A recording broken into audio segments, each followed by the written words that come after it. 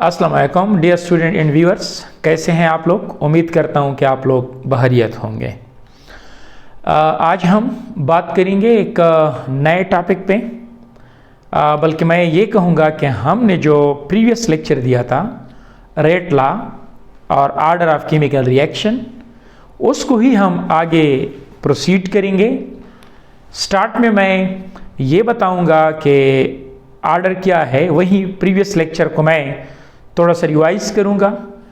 फिर हम specific rate constant पे बात करेंगे और फिर इसके बाद या हम जस्ट कहेंगे कि हम रेट कांस्टेंट पे बात करेंगे। और इसके बाद जो नेक्स्ट पॉइंट होगा वो हमारे साथ केक यूनिट पे हम बात कर लेंगे, कुछ न्यूमेरिकल्स कर लेंगे। ये हमारे इस लेक्चर का मेन थीम होगा जिस पे मैं डिस्कशंस करूंगा। लेकिन मैं अगेन एक सजेशन दूंगा कि अगर आप लोग मेरे लेक्चर्स को, इस लेक्चर को या मैं कहूँगा केमिकल काइनेटिक्स को आप लोग प्रॉपरली सीखना चाहते हैं तो मेरे पहले जो 2 लेक्चर है, जिसमें से फर्स्ट लेक्चर में मैंने केमिकल काइनेटिक्स पे बात की है कि केमिकल काइनेटिक्स में रेट ऑफ केमिकल रिएक्शन क्या है, instantaneous rate of chemical reaction क्या है, एवरेज क्या है, और आपके साथ initial rate of chemical reaction किया है, जिस पे मैंने फर्स्ट लेक्चर में काफ़ी डिटेल में बात की हुई है। फिर मैंने सेकंड लेक्चर में रेट लॉ आर्डर पे बात की हुई है। आज मैं सेकंड लेक्चर को ही मज़ीद आगे प्रोसीड कर रहा हूं, तो इसलिए सेकंड लेक्चर को दोबारा देख लें।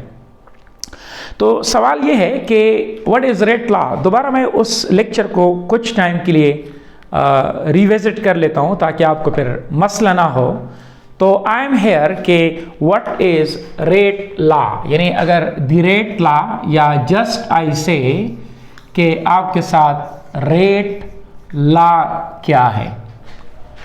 तो फर्स्ट ऑफ ऑल के what is rate law, not it is not a problem. For example आपको मैं कहता हूं कि ये एक रिएक्टेंट है ए और यहां पे मैं लिखता हूं कि ये है रिएक्टेंट बी और ये आपके साथ कन्वर्ट हो जाता है प्रोडक्ट में। ये ए एंड बी ये कोई भी 2 रिएक्टेंट है, लेकिन अब नाम उस रिएक्शन पे डिपेंड करेगा कि दिस में B carbon monoxide and this में B NO2, they are general reactant. अच्छा, यहां पे रेट लॉ का मेन काम क्या है।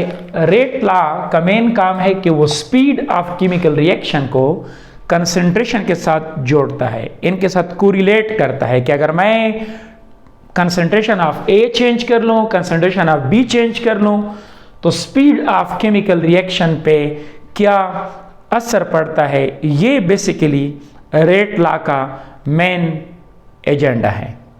अब लिहाजा मैं ये कह सकता हूं कि एंड व्हेनेवर आई से रेट ऑफ केमिकल रिएक्शन, तो रेट ऑफ केमिकल रिएक्शन मैं ए के लिहाज से भी नाप सकता हूं, मैं इसको बी के लिहाज से भी नाप सकता हूं, मैं इसको प्रोडक्ट के लिहाज से भी नाप सकता हूं। अब लिहाजा मैं रेट ऑफ केमिकल रिएक्शन के लिए लफ्ज, जनरल लफ्ज, मैं लफ्ज इस्तेमाल करता हूं कि dx divided by dt, change in concentration with respect to time. ये मैंने जनरल रिप्रेजेंट किया। तो मैंने बता दिया कि rate law speed of chemical reaction, जिसको मैं नाम देता हूं रेट ऑफ केमिकल रिएक्शन, इसको ये कंसंट्रेशन के साथ रिलेट करता है। लिहाजा मैं लिख लेता हूं कि इट इज इक्वल टू के और ये आपके साथ आ गया a raise to the power m और ये b raise to the power n। पहले लेक्चर में मैंने इसको अल्फा एंड बीटा कहा था, अब मैं इसको m एंड n कहता हूं। इट इज नॉट प्रॉब्लम, आप इसको c एंड d कहे, this is not an issue. अब यहां पे ये बात क्लियर होनी चाहिए कि यहां पे कोफिशिएंट है a, यहां पे कोफिशिएंट है b, लेकिन रेट लॉ में जरूरी नहीं है कि यहां पे जो एक्सपोनेंट हो ये आपके साथ कोफिशिएंट हो, नो। तो लिहाजा यहां पे एक बात बहुत क्लियर होनी चाहिए कि रेट लॉ रिलेट तो करता है स्पीड ऑफ केमिकल रिएक्शन को कंसंट्रेशन के साथ, लेकिन rate law is experimental quantity. मतलब ये कि मैंने एक्सपेरिमेंट के थ्रू स्पीड, कंसंट्रेशन को और इस पे जो पावर बनता है जिसको मैं एक्सपोनेंट कहता हूं, इनको आपस में रिलेट करता है। अब ये जो यहाँ पे पावर है, ये इस बात का एक सबूत है कि रेट ऑफ केमिकल रिएक्शन सिर्फ कंसंट्रेशन को सेंसिटिव नहीं है, बल्कि इसमें जो पावर है m एंड n, इसके लिए भी सेंसिटिव है। और इस पावर को हम नाम देते हैं आर्डर। आर्डर रेट लॉ में कंसंट्रेशन पे जो पावर आता है, हम इसको नाम देते हैं आर्डर। और आर्डर आपको ये बताता है कि कौन से पावर के लिहाज से अगर कंसंट्रेशन को आप चेंज कर ले तो rate of chemical reaction change होगा। यहाँ पे हम इसको भी नाम देते हैं आर्डर के यहाँ पे स्पीड ऑफ केमिकल रिएक्शन ए के लिहाज से ये फर्स्ट यानी इट इज m आर्डर, और m कोई डिजिट होगा, इट में बी 1, इट में बी 0, इट में बी फ्रैक्शन, ये हम बाद में डिस्कस कर लेते हैं। अब यहाँ पे अगर आप ये पावर जमा कर लें यानी m प्लस n, हम इसको नाम देते हैं कि it is the overall order, this is overall order of reaction. ये आपके साथ ओवरऑल आर्डर है, ये आपके साथ ओवरऑल आर्डर है। अच्छा, इसमें से ये जो आपके साथ K है, this is called rate constant, this is called rate constant. और मैं एक बात क्लियर बताऊं कि रेट कांस्टेंट टेम्परेचर पे डिपेंड करता है, बाकी ये किसी चीज़ पे डिपेंड नहीं करता है, और कैटलिस्ट पर भी डिपेंड करता है। लिहाजा इस पे मैं कुछ टाइम के बाद डिटेल में आऊँगा कि इसकी यूनिट क्या है और K की यूनिट किस पे डिपेंड करती है। ये तमाम चीज़ें हम कुछ टाइम के बाद डिस्कस करेंगे, लेकिन फिलहाल m plus n it is called overall order of the reaction. अब ये m आपके साथ m और n, इनका सम 0 भी हो सकता है, ये 1 भी हो सकता है, ये 2 भी हो सकता है, ये 3 भी हो सकता है, ये फ्रैक्शन में भी हो सकता है, इवन ये माइनस में भी हो सकता है। लेकिन मेजॉरिटी केस में ये बहुत स्मॉल नंबर होते हैं, लाइक 1, 2, 3, लेकिन ये इवन के नेगेटिव ऑर्डर भी हो सकता है, जिसके हम आज के लेक्चर में तो पॉसिबल नहीं है, लेकिन आगे मैं इसको एज एग्जाम्पल भी कोट करूंगा। और काइंडली मैं अगेन कहूंगा कि मेरा पहला लेक्चर इसके लिए ज़रूर ही देख लें। अच्छा, अब क्वेश्चन ये है कि क्या m एंड n ये हम कैसे मालूम करेंगे? तो ये बात क्लियर होनी चाहिए कि m and n they are experimental quantity. ये बाई चांस कोफिशिएंट के बराबर हो सकता है, लेकिन ये ज़रूरी क्राइटेरिया नहीं है। अब हम इस बात को एक्सप्लेन करने के लिए एक एग्जाम्पल ले लेते हैं, और इस एग्जाम्पल को आप लोग पे देख लेंगे कि हम रेट लॉ कैसे इस्टेब्लिश कर सकते हैं, और फिर इस पे मज़ीद डिस्कशंस भी करेंगे।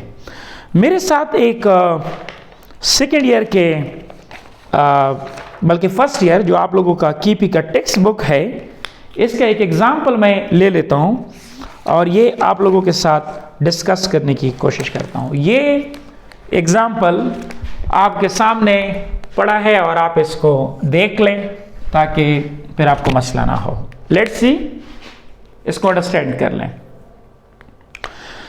अगर आप यहाँ पे देख लें, आपके साथ ये एक रिएक्शन है 2N2O5, this change into carbon tetrachloride यहाँ पे है इस कैटलिस्ट, या गया 4NO2 प्लस O2। ये मेरे साथ एक रिएक्शन है और मैं आपको कहता हूं कि इस रिएक्शन के लिए आप रेट लॉ लिखें, राइट रेट लॉ। और मैंने ऑलरेडी बता दिया है कि रेट लॉ कोरिलेट करता है स्पीड और कंसंट्रेशन को, कि किस पावर के लिहाज से स्पीड चेंज होगा अगर मैं आपके साथ कंसंट्रेशन चेंज कर लूं। तो अब यहां पे देख ले, इसके लिए अगेन आई से इट इज एक्सपेरिमेंटल लॉ। तो इसके लिए आपको एक्सपेरिमेंटल डेटा देना या इसको लेना जब तक आपके साथ एक्सपेरिमेंटल डेटा ना हो तो आप ये डिसीजन नहीं कर सकते कि what is the rate law. तो यहाँ पे एक एक्सपेरिमेंट ऑलरेडी किया गया है और एक्सपेरिमेंट इस तरह से किया गया है कि यहाँ पे N2O5 का कंसंट्रेशन दिया गया है मोलरिटी में। Molarity means moles per litre या मोल्स पर dm³। और यहाँ पे आप लोगों के साथ ये है speed of chemical reaction, rate of chemical reaction, rate of reaction. For example ये रेट ऑफ रिएक्शन आपको दिया गया है और काइंडली यहाँ पे मैं एक चीज बहुत क्लियर बता रहा हूं कि रेट ऑफ केमिकल रिएक्शन की यूनिट है लोकेट अगेन, ताकि फिर मसला ना हो। Unit of concentration is molarity, तो मोलरिटी और डिवाइडेड बाय सेकेंड। तो मोलरिटी पर second it is the unit of speed of chemical reaction. अब ये सेकेंड की बजाय ये आवर में भी हो सकता है कि हमें कोई एग्जाम पहले इस तरह से दिया जाए कि यहाँ पे टाइम आवर्स में हो, तो परेशान नहीं होना है। मोलरिटी हमारे साथ बराबर है मोल्स, यहाँ पे इसको मैं लिख सकता हूँ पर dm³ और ये मैं लिख सकता हूँ पर सेकेंड। लिहाजा ये और ये आपके साथ सेम थिंग है। अब लिहाजा यहाँ पे आपको रेट ऑफ केमिकल रिएक्शन दिया गया है, तो रेट ऑफ केमिकल रिएक्शन जो एग्जामिनर है उसने एक बात बिल्कुल आपको क्लियर कही है कि यहाँ पे जो स्पीड ऑफ केमिकल रिएक्शन है वो है आपके साथ मोलरिटी, यहाँ पे आपको दिया गया है पर आवर, यानी यहाँ पे जो यूनिट है ये सेकंड में नहीं दिया गया है बल्कि आपको आवर्स में दिया गया है। लिहाजा it is not a problem. Second time का डायमेंशन है और आवर्स भी टाइम्स का ही डायमेंशन है, सारी यूनिट है। ओके, अब यहाँ पे देख ले आप लोगों के साथ ये मोलरिटी दी गई है 1.70 और यहाँ पे मोलर, जब एक दफ़ा इसको लिख लिया है, और आपके साथ जो स्पीड ऑफ केमिकल रिएक्शन है वो है 0.050 और ये आपके साथ पॉइंट और ये आपके साथ 340 और ये आपके साथ है पॉइंट और ये आपके साथ 110। यहाँ पे देख ले पॉइंट और ये आपके साथ 68 दिस और ये आपके साथ आ गया 0.20। तो मैं यहाँ पे आप लोगों से पहला सवाल पूछता हूँ जो आपके बुक में भी है, केपी के बुक में, और साइंस इज एवरीवेयर सेम। अगर आप केपी का बुक सीख ले या पंजाब का, if you have the idea then you can solve problems of any book. और मैं अगेन कहता हूँ कि केमिकल काइनेटिक्स में अगर आप न्यूमेरिकल हल नहीं कर सकते हैं तो फिर you don't know chemical kinetics. So my advice is, my piece of advice is कि काइंडली एक एक न्यूमेरिकल जो मैं करवा रहा हूँ इसको फोकस कर लें। अब पहला सवाल जो एग्जामिनर ने पूछा है कि right rate equation and what is the order of chemical reaction. तो लोग बहुत से ज्यादा स्टूडेंट गलती कर लेते हैं, वो कहते हैं कि जब उनसे एग्जामिनर पूछे, ब्लंडर जो हम स्टूडेंट करते हैं, स्टूडेंट कहते हैं कि अच्छा dx divided by dt rate of chemical reaction, तो ये बराबर कर लेते हैं k is constant, rate constant, specific rate constant, और ये है आप लोगों के साथ कंसंट्रेशन ऑफ रिएक्टेंट, तो ये आ जाएगा आपके साथ N2 और ये आपके साथ वो 5। अच्छा, स्टूडेंट गलती क्या करते हैं, that's the important point. I think ये रिएक्शन मेरे साथ okay, it's balance, no problem. अच्छा, अब यहाँ पे dx डिवाइडेड बाई dt बराबर है k N2O5। बहुत से स्टूडेंट गलती क्या करते हैं, जब उनसे कहा जाए कि इसके लिए रेट ला लेके, तो वो डायरेक्टली यहाँ पे लिख लेता है पावर 2, बिकॉज उनका ये ख्याल होता है कि raise to the power it's coefficient. No, it's blunder. For example आप स्टूडेंट है और आपने इसको लिख लिया, आपका ये ख्याल है कि ये इस तरह होगा, क्या आप देखते हैं कि क्या जरूरी है कि आपके साथ जो कोफिशिएंट हो वो आपके साथ पावर भी हो? We want to check it, लेकिन ऐसा होगा नहीं। ये बाई चांस आपका कोफिशिएंट और आपका पावर ये सेम हो सकता है, but this is not the necessary criteria. Again I से power in rate law, which we usually call order, it is experimental quantity. It is not theoretical quantity. अब यहां पे देख ले, मैं कहता हूं रेट ऑफ रिएक्शन यहां पे दिया गया है और यह है मेरे साथ कंसंट्रेशन. तो इसके दो तरीके हैं, लेकिन आई विल सजेस्ट कि आप लोग जरा अपना कॉमन सेंस इस्तेमाल कर ले. मैं इसको मेथड 1 से भी कर लेता हूं, मेथड 2 से भी. तो आप देखिए, मैं अगेन कहता हूं ये जो मैंने 2 लिखा है ये अक्सर स्टूडेंट ब्लंडर करते हैं. अब ये देखते हैं कि व्हाट इज द सिचुएशन. पहला सवाल राइट रेट लॉ, स्टूडेंट ने ये लिख लिया. अब मैं कहता हूं कि नहीं, जरूरी नहीं है.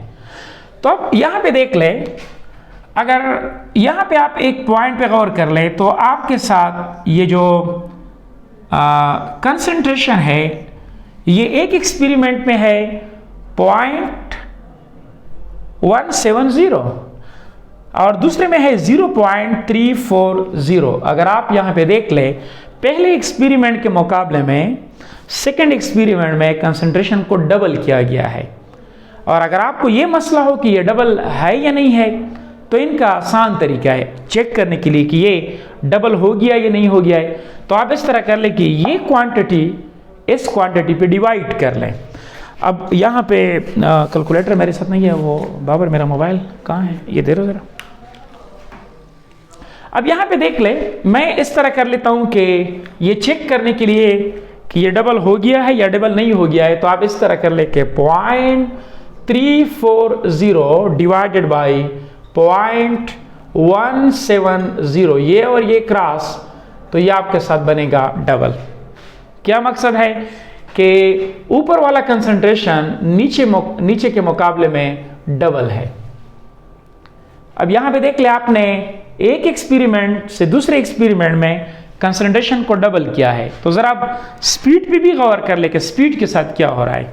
तो स्पीड पे भी अगर आप देख ले, तो जब आप लोगों ने कंसंट्रेशन डबल किया तो आपका स्पीड भी डबल हो गया. जरा इस पे गौर कर ले, 0.10 डिवाइडेड बाई 0.050. इसको आप डिवाइड कर ले कैलकुलेटर पे. बबल कैलकुलेटर आप रन कर सकते हैं. ये मेरे लिए जरा डिवाइड कर ले. कौन से वैल्यू? ये 0.10 डिवाइडेड बाई 0.050.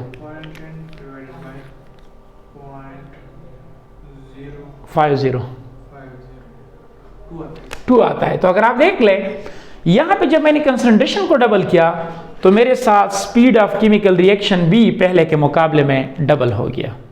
इट मींस कि यहां पे मेरा कंसंट्रेशन भी डबल हो रहा है तो मेरा स्पीड भी डबल हो रहा है. इट मींस के लीनियरली बढ़ रहा है. लीनियरली मींस के अगर मैं आपको कहूं कि y is directly proportional to power 1. Power 1 means कि अगर जितना ये बढ़ रहा है तो इनके साथ y भी उतना ही बढ़ रहा है. जरा देख ले, अगर मैं पहले के मुकाबले में ये देख लूं तो ये कंसंट्रेशन यहां पे तो ये डबल हो गया है, फैक्टर 2 के लिहाज से ज्यादा हो गया है. मींस के अगर इसको मैं 2 से मल्टीप्लाइड कर लूं तो आई गेट दिस, तो फैक्टर 2 के लिहाज से ये बढ़ चुका है. अगर मैं पहले के मुकाबले में कंसंट्रेशन को 3 गुना बढ़ाऊं, 3 टाइम्स बढ़ाऊं, यानी अगर मैं इनका 3 मल्टीपल कर लूं, 3 के साथ इसको मल्टीप्लाइड कर लूं, तो आई गेट दिस. और आप चेक भी कर सकते हैं 0.680 डिवाइडेड बाई 0.170. जरा इसको बाबर डिवाइड कर ले, शाबाश, बी क्विक.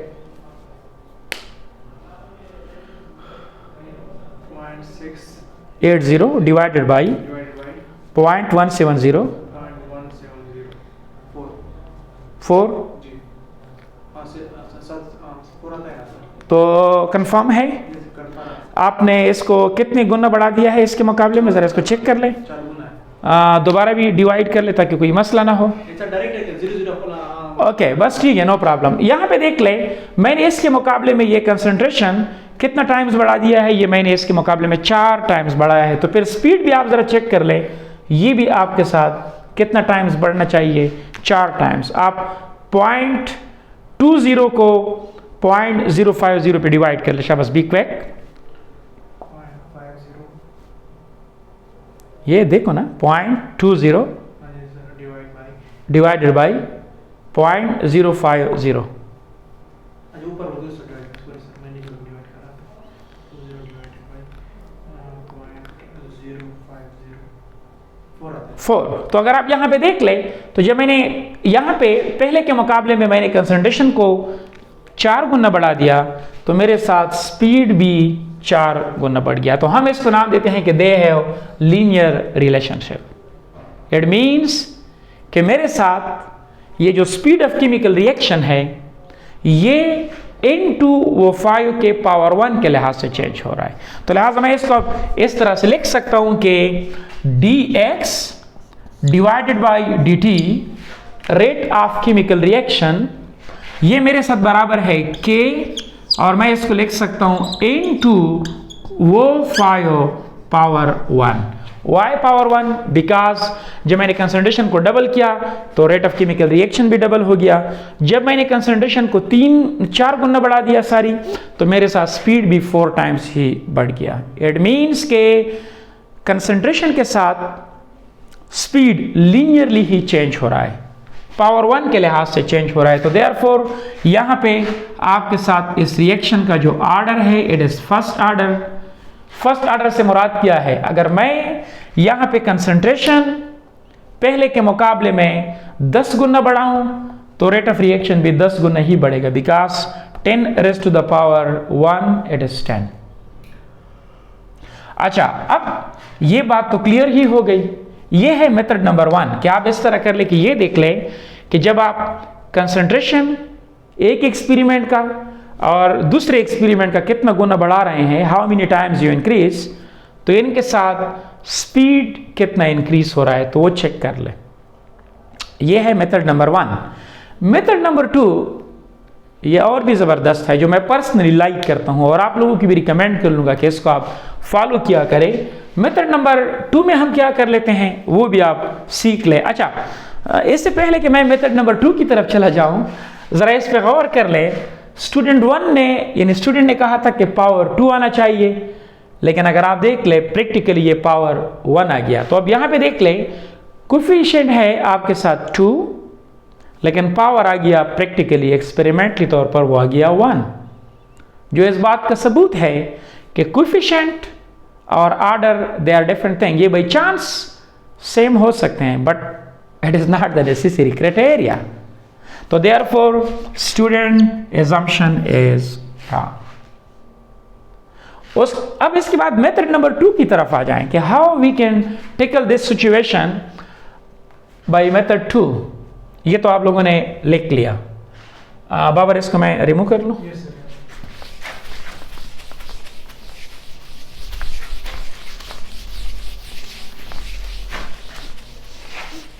अच्छा, अब एक बात याद रखें कि मेथड नंबर 2 में आप क्या कर ले कि आप इसके लिए रेट ला लेके विथ सम पावर, मसलन कैसे आप इसके लिए लिख ले कि dx divided by dt is equal to k, और ये आपके साथ n2 वो 5 and power is alpha,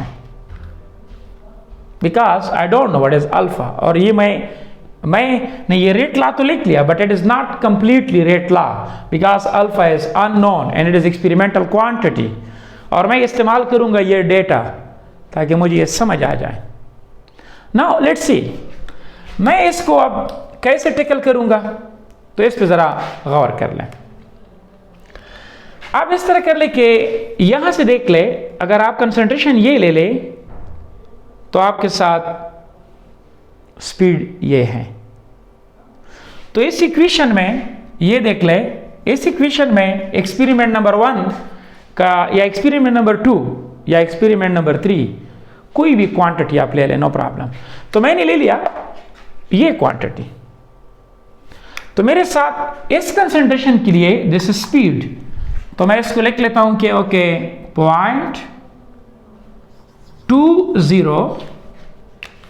0.20 it is equal to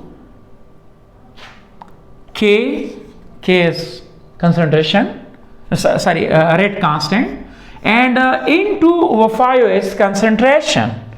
तो concentration है आपके साथ 0.680 और ये है मोलर और इसके ऊपर पावर आ जाएगा अल्फा। इसको मैं नाम देता हूं कि this is my equation number 1। फिर इसके बाद आप एक और एक्सपेरिमेंट ले लें, ये या ये, इट्स अप टू यू, लेकिन रिजल्ट सब केस में सेम बनेगा। फॉर एग्जांपल आपने ले लिया ये, तो ये आ जाएगा आपके साथ पॉइंट, रेट की जगह आप ये वैल्यू पुट कर ले 0.050। देखिए हमारे एक्स स्टूडेंट मैथमेटिक्स में जरा कमजोर होते हैं, तो देख ले dx डिवाइडेड बाई dt, ये है आपके साथ स्पीड। ये डेटा मैंने लिखा है फॉर एक्सपेरिमेंट नंबर 3, और नेक्स्ट मैं लिख लेता हूं इसके ऊपर experiment number 1.05, this is k, और ये आ गया आपके साथ 0.170 molar, and here it is alpha, and here it is equation number 2. Okay, अब हमारा इंटरेस्ट किस चीज में है? हमारा इंटरेस्ट ये है कि रेट लॉ के लिए हमने अल्फा की मकदार तलाश करनी है, बिकॉज मैंने पहले बता दिया इट इज एक्सपेरिमेंटल क्वांटिटी। तो आप क्या कर लें कि इनमें से एक्सपेरिमेंट नंबर 1 को डिवाइड कर ले 2 पे, या 2 को डिवाइड कर ले 1 पे। मैं 1 को डिवाइड करता हूं 2 पे, आप लोग 2 को डिवाइड कर ले 1 पे और देखिए कि रिजल्ट सेम आ रहा है या डिफरेंट आ रहा है, बट रिजल्ट सेम आना चाहिए अगर ये साइंस आप पढ़ रहे हैं। तो मैं एक्सपेरिमेंट नंबर 1 को 2 पे डिवाइड कर लेता हूं, तो चूंकि दोनों आपस में करीब पड़े हैं, या चलो मैं इसको यहां पर ही डिवाइड कर लेता हूं, ताकि मसला तो नहीं है यहां पे बोर्ड पे। तो ये आ जाएगा आपके साथ 0.2, यहां पे मैं स्पीड लिख लेता हूं molarity per hour, because data मुझे दिया गया है पर आवर में, लिहाजा मोलरिटी पर आवर, मैं इसको लिख लेता हूं मोलरिटी पर आवर। लिहाजा 0.2 molarity, this is per hour, divided by, ये मैं लिख लेता हूं 0.050, this is speed. Experiment number 1 को इक्वेशन, बल्कि इक्वेशन 1 को 2 पे डिवाइड कर लो, डिवाइड इक्वेशन 1 बाई 2। तो क्या बनेगा आपके साथ? ये बनेगा आपके साथ molarity and this is our is equal to, यहां पे देख लें ये आ जाएगा k, ये आ जाएगा आपके साथ 0.80 molar, and here it is alpha divided by k, और यहां पे आ जाएगा 0.170 मोलर। क्लियर? अब यहां पे देख ले दिस इज अल्फा। जब आप यहां पे देख ले तो आपके साथ molarity and molarity cancel out, आपके साथ hour and hour cancel out, k and k cancel out, यहां पे alpha, molarity and molarity cancel out. तो ये काइंडली बाबर ये 0.20 को 0.050 पे डिवाइड कर ले, शाबाश बी क्विक। 4, तो इस साइड पे आता है 4, लेफ्ट हैंड साइड पे जब आप इसको डिवाइड कर ले तो ये आता है 4, तो राइट हैंड साइड पे ये आ जाएगा 4, इसको इस पे डिवाइड कर ले, ये 4 पावर अल्फा एंड अल्फा, ये आ गया पावर अल्फा। अब आप लोग देख लें मैथमेटिक्स के लैंग्वेज में left hand side must be equal to right hand side. एक बंदा कहता है कि जी मैं अल्फा को 0 के बराबर करता हूं।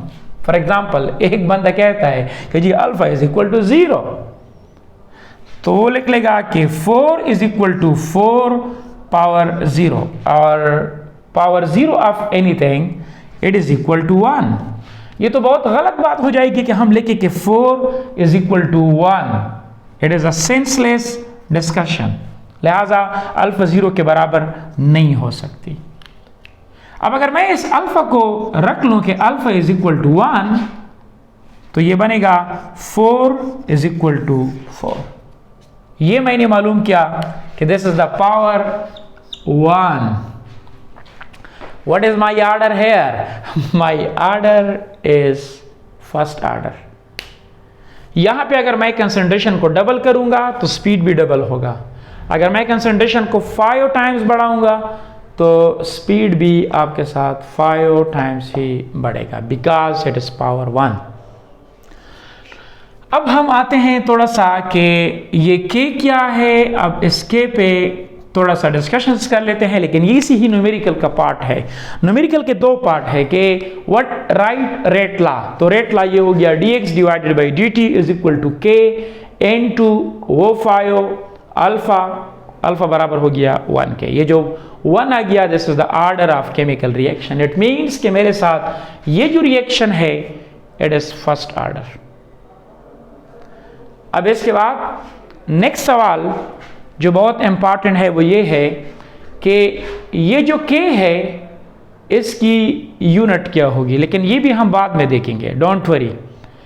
लेकिन अब इस k के मुतालिक हम कुछ डिस्कशन ही कर लेते हैं और ये न्यूमेरिकल के थ्रू ही कर लेते हैं। ये मैं रिमूव कर सकता हूँ, ओके कोई मसला तो नहीं है, okay. Now let's see further discussion और भी इम्पॉर्टेंट है। डॉक्टर बनना है और साइंस सीखना है, पर्टिकुलरली केमिस्ट्री सीखनी है, तो एक एक स्टेप पे गौर कर ले, बिकॉज केमिकल काइनेटिक्स ये हमारे स्टूडेंट्स के लिए बहुत बड़ा मसला होता है। 3-4 चैप्टर्स जो अक्सर मैंने ऑब्जर्व किए हैं किड्स, यानी they are very big problems and for the student usually have a lot of problems in these chapters. वो है क्वांटम मैकेनिक्स, स्टोइकियोमेट्री जिस पे ऑलरेडी मैं बात कर चुका हूँ, केमिकल काइनेटिक्स, वो थर्मोडायनामिक्स यानी thermochemistry and thermodynamics and electrochemistry. तो इसलिए मैं इस पे ज़रा डिटेल में ही बात कर रहा हूँ ताकि आप इसको सीख सकें और फिर आप अप्लाई कर सकें यही आइडिया, ओके।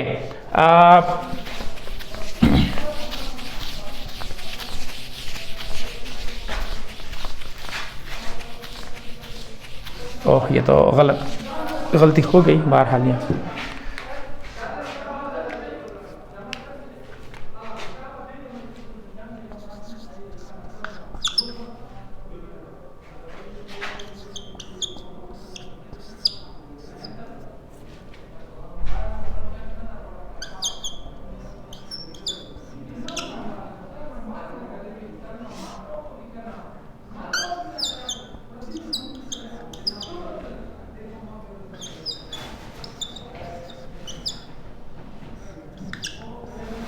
ओके अब यहाँ पे ऑलरेडी हमें पता है कि इस इक्वेशन के लिए रेट लॉ किसके बराबर है। इसके लिए rate law dx divided by dt, rate of chemical reaction is equal to k, और ये इनटू O5 पावर 1, ये ऑलरेडी हम लोग प्रूव कर चुके हैं, इसमें किसी किस्म के कंफ्यूजन नहीं है।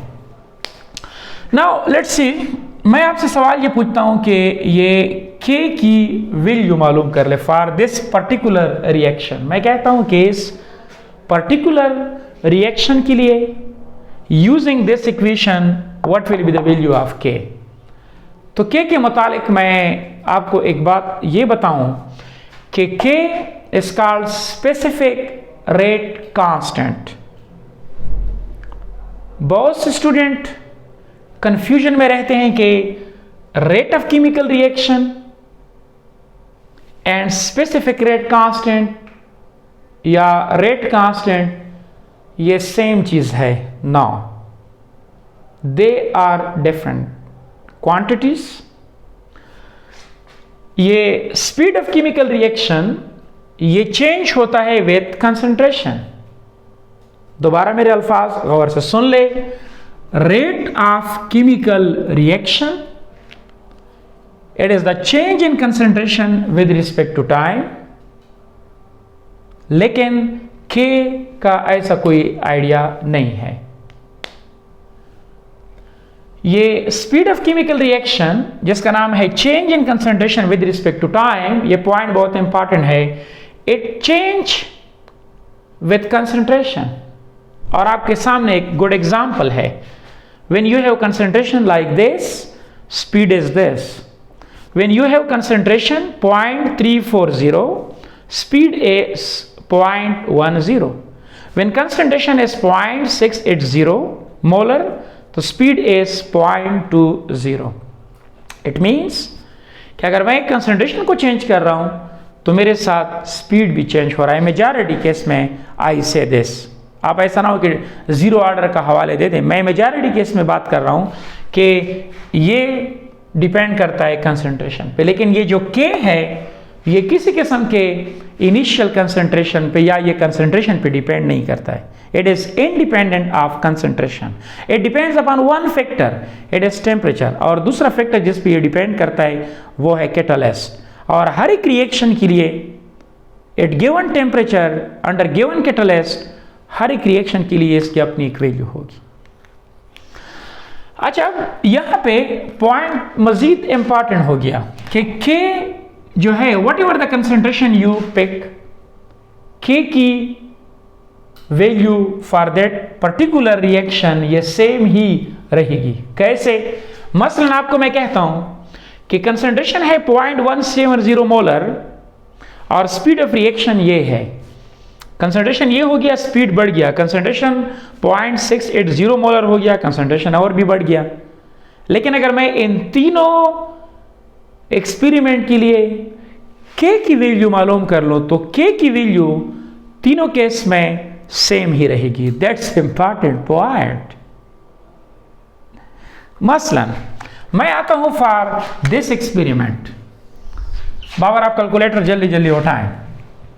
यहां पे देख ले, आई एम इंटरेस्टेड इन के, तो के बराबर आ जाएगा dx डिवाइडेड बाई dt। तो ये है आपके साथ rate of a chemical reaction. मैं केमिकल रिएक्शन की बजाय just I will say reaction divided by time, change in time. This is rate of chemical reaction और divided by into O5 power 1. For this reaction I can write K like this. Now come here for experiment number 1. मैं कहता हूं कि K does not depend upon what is the concentration. K depends upon, yeah, it is affected by only and only one factor. It is temperature, but अगर catalyst भी आप ले ले तो ये affect कर सकता है। और हर एक reaction के लिए अगर under given temperature K की एक मखसूस वैल्यू होगी।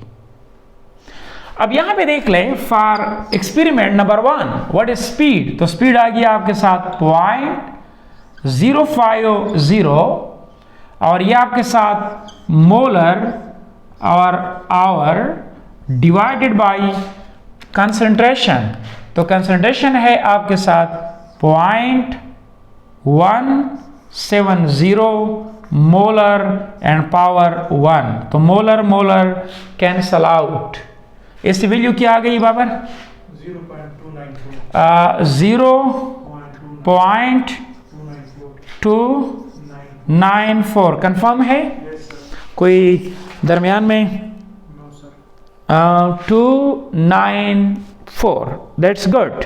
तो लिहाजा ये आ गया आपके साथ यूनिट ऑफ आवर। अगर आप सेकंड में नापना चाहें तो फिर ये होगा सेकंड इनवर्स, यहां पे आवर इनवर्स। अच्छा, जरा ये हो गया एक्सपेरिमेंट नंबर 1। ये मैं K1 लिखता हूं, K1 से मेरा मुराद है experiment number 1। Now come here for experiment number 3। शाबाश बाबर, जल्दी जल्दी इस एक्सपेरिमेंट के लिए लिख ले, बाकी के लिए स्टूडेंट खुद कर लेंगे। तो K3 के लिए स्पीड है 0.20 मोलर और आपके साथ hour inverse divided by 0.680 molar power 1 because into O5 ये है आपके साथ पावर 1। तो molar and molar cancel out. तो K3 अगेन कितना आ गया? 0.294 आवर इनवर्स। यहां पे अगर आप देख लें K1 for experiment number 1, K3 for experiment number 3 for same reaction, it is यानी दे हैव सेम वैल्यू। जो इस बात का सबूत है कि K यानी रेट कांस्टेंट या स्पेसिफिक रेट कांस्टेंट, ये रेट यानी ये कंसंट्रेशन पे डिपेंड नहीं करता है। अब अगर आपको एमसीक्यूज दिया जाए कि आपके साथ क्या K कंसंट्रेशन पे डिपेंड करता है, नो। ये कंसंट्रेशन पे डिपेंड नहीं करता है। कभी कभी स्टूडेंट का एक मिसकंसेप्शन होता है कि स्पीड ऑफ केमिकल रिएक्शन या rate of chemical reaction and specific rate constant it is same thing. No, they are different thing. बल्कि आप ये कह सकते हैं कि K एक फैक्टर है। जिस तरह कंसंट्रेशन के चेंज होने से speed of chemical reaction change होता है, तो इसी तरह K अगर आप चेंज करेंगे तो K के चेंज होने से भी speed of chemical reaction change हो सकता है। दैट्स द रीजन कि अगर आप टेम्परेचर को चेंज कर ले तो K चेंज होगा। अगर K चेंज होगा तो जब ये कंसंट्रेशन के साथ आप मल्टीप्लाइड करेंगे तो ओवरऑल स्पीड भी चेंज ही होगा। ये बात क्लियर हो चुकी होगी। अब थोड़ा सा मैं स्पेसिफिक रेट कांस्टेंट की यूनिट पे बात करना चाहता हूं। I would like to talk about the unit of specific rate constant. Time क्या हो गया बाबर? 41। मजीद कर लूँ या यूनिट को दूसरे लेक्चर में डिस्कस कर लूँ? चलो जी, थैंक यू वेरी मच। आपको यूनिट और इस पे स्पेसिफिक रेट कांस्टेंट पे फर्दर डिस्कशन इंशाल्लाह नेक्स्ट लेक्चर में कर लेंगे। Thank you very much.